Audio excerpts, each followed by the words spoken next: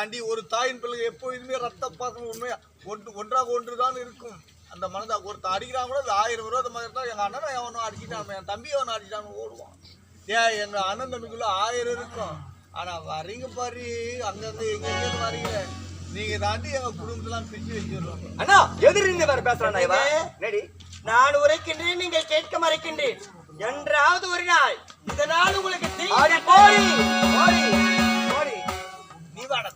அண்ணா சொல்லுங்கண்ணா. கேட்க தொடு சத்தியத்தை செய்து அண்ணா சத்தியம் தானே, எதை கேட்டாலும் சரி இல்லை என்று சொல்லாமல் தருவேன். இதுவே சத்தியம். ஆமா சத்தியம். கேட்க தொடங்கலாமா? ஏழையண்ணா. சிந்தனை செய்ய உனக்கு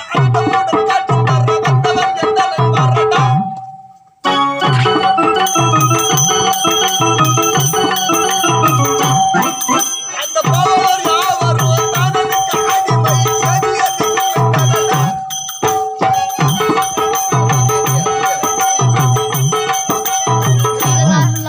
இந்த சித்திரை முடி உனக்கடா, இந்த சித்திரை முடி உனக்கடா, உன் மனைவி உரிமை எனக்கு விட்டு ஆனா பாவி, நீ எதையோ கேட்க போறனே, நான் சத்தியம் செய்து கொடுத்தா ஆனா என் மனைவி வேண்டுமா உனக்கு? ஏய் ஏடா ஆணவமா சிவரா அடிச்சிடு ஜாக்கிரதை. அண்ணனுடைய ராஜ்யத்துக்கு தம்பி ஆசைப்படும் போது தம்பி மனைவி மீது அண்ணன் ஆசைப்படுவதற்கு உன் கொண்டாடி எனக்கு விட்டு கொடுக்க முடியுமா முடியாதா? ஏன்னா தம்பி மனைவி உனக்கு என்ன ஆகுது? ஏடா ஆகுது?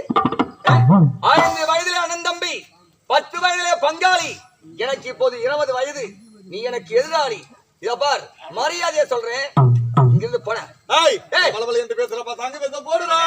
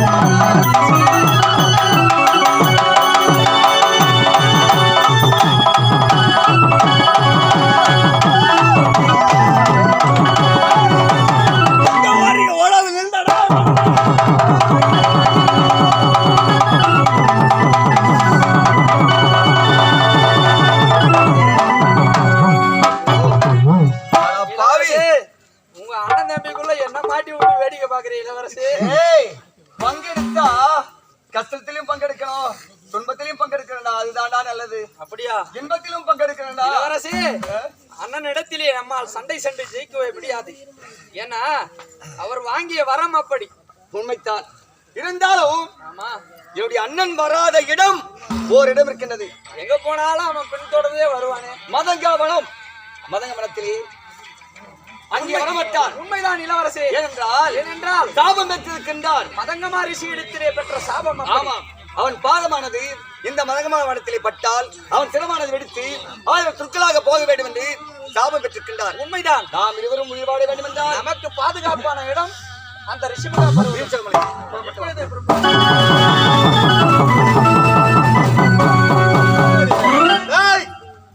எங்கடா போயிட்டீங்க?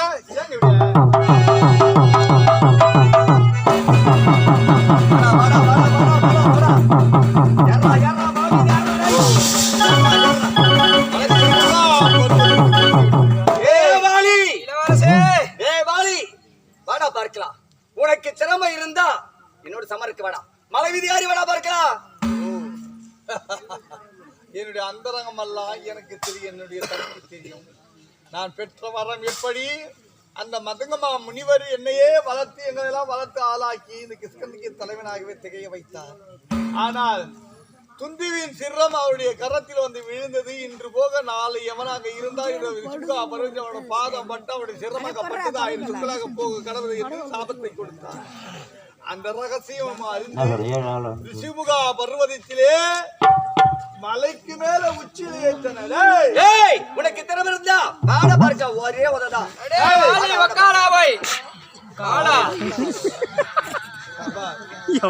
என்னுடைய தங்கையின் மகன் பாராமல் வாலி ஒக்கால போயின்னு சொல்றீங்க. ஆஞ்சனையா தம்பி அந்த பேடி பல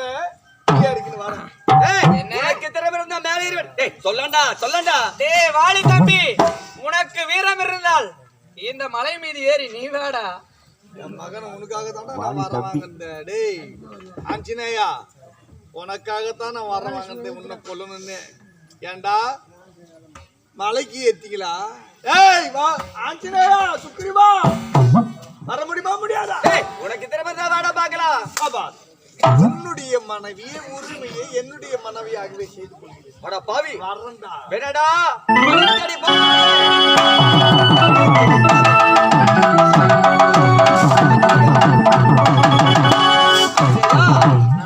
போகும்போது என்ன வார்த்தை கூறிவிட்டு போகிறார் பார்த்தாயா? உன் மனைவியை நான் பாலிங்கம் செய்ய போகிறேன். சரி, இது நடக்காது. இருந்தாலும் அப்படி என்ன நடக்கிறது மறந்திருப்பார்களாம்.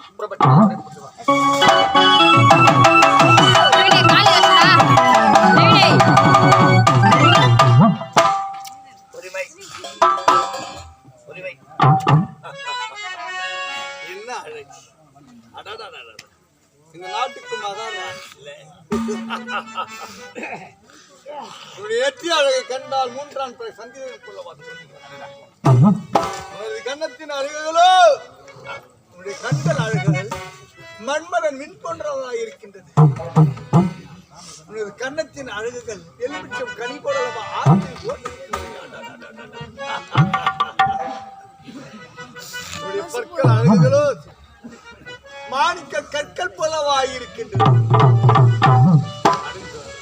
உன்னுடைய பற்கள் அழகுகள் மாணிக்க கற்கள் போலவாய் இருக்கின்றது. உனது உதடு அழகுகள் கோவை புலம் போலவா காட்சி இருக்கின்றது.